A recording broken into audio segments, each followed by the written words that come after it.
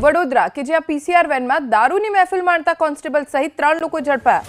મુંજ મહુડા વિસ્તારમાં સી ટીમની PCR વેનમાં driver head constable અને 2 સાથી દારૂ પી રહ્યા હતા, જેથી રાહદારીઓએ પોલીસ કંટ્રોલમાં જાણકારી આપી। જેપી રોડ પોલીસે વેનના ડ્રાઈવર હેડ કોન્સ્ટેબલ નવદીપસિંહ સરવૈયા તેમજ તેના સાગરીત માલવ કહાર અને સાકીર મણિયારને ઝડપી લીધા। ત્રણેય શખ્સોએ દારૂનો નશો કર્યો હોવાનું જણાવતા જેપી રોડ પોલીસમાં ગુનો નોંધીને ધરપકડ કરવામાં આવી છે। વડોદરામાં સી ટીમની પીસીઆર વેનમાં હેડ કોન્સ્ટેબલ સાથે અન્ય 2 દારૂ પીતા પકડાયા છે। પોલીસે કાર્યવાહી કરી છે, ગુનો પણ નોંધ્યો છે। એસીપી એવી કાટકડ સાહેબ આપણી સાથે તેમની સાથે વાત કરી। સાહેબ, શું સમગ્ર વિગત શું છે?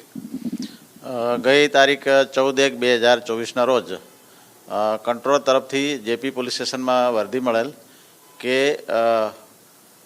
મુંજ મહુડા પાસે એક સી ટીમની ગાડીમાં પીસીઆર વાનમાં 3 ઈસમો દારૂ પી રહ્યા છે એવી માહિતી મળતા પોલીસે ત્યાં જઈને ચેક કરતાં ત્યાં ગાડી જોવા મળેલ નહીં, જેથી એ ગાડીને અહીંયા પોલીસ સ્ટેશન બોલાવી અને એમાં બેસેલ માણસોને મેડિકલ ચેકઅપ કરાવેલ। એ મેડિકલ ચેકઅપ દરમિયાન એમના જે નશાકારક પીણું પીધેલાનું જણાવતા ડૉક્ટરે જે આધારે એમાં જે બેસેલ વિષમો છે, એક નવદીપસિંહ દશરથસિંહ જે હેડ કોન્સ્ટેબલ છે અને જેપી પોલીસ સ્ટેશનમાં ફરજ બજાવે છે, તેની સાથે તેના 2 મિત્રો હતા, એક માલવ કહાર અને સાકીર મણિયાર। તેઓ ત્રણેય વિરુદ્ધ પ્રોહી એક્ટ મુજબ ગુનો દાખલ કરવામાં આવેલ છે।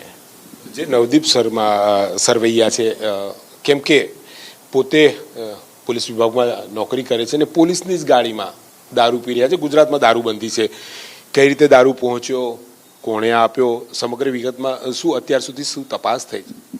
એ બાબતે હાલમાં પીઆઈ વેકરિયા તપાસ કરી રહ્યા છે। વિભાગીય કોઈ કાર્યવાહી, કેમ કે શિસ્તભંગના પગલાં સહિતની કામગીરી હાલમાં કોઈ એક્શન લેવાય છે? હાલમાં એ બાબતે એના વિરુદ્ધ પ્રાથમિક તપાસ કરી અને રિપોર્ટ કરવામાં આવશે, તે અંગે આ કાર્યવાહી ચાલુ છે। જે પીસીઆર વાન જે સી ટીમની હતી કહેવામાં આવે છે, એ પણ આપણે જપ્ત કરી છે। એની પણ અત્યારે શું માહિતી છે? વેન ક્યાં છે? પોલીસ વેન છે જે એની રૂટીન કામગીરીમાં હાલમાં છે।